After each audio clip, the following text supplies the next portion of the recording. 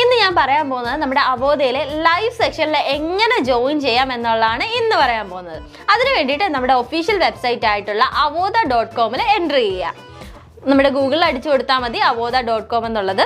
അതിൽ ആദ്യത്തെ വെബ്സൈറ്റിൽ ക്ലിക്ക് ചെയ്യുമ്പോൾ നിങ്ങൾക്ക് ഇങ്ങനെ ഒരു ഇൻ്റർഫേസ് ആയിരിക്കും വരുന്നത്. അവിടെ താഴേക്ക് പോകുമ്പോൾ നിങ്ങൾക്ക് കാണാം live session for doubt clearance എന്ന് പറയുന്ന ഒരു ഓപ്ഷൻ ഉണ്ടാവും. ആ ഒരു ഓപ്ഷൻ ക്ലിക്ക് ചെയ്യുക.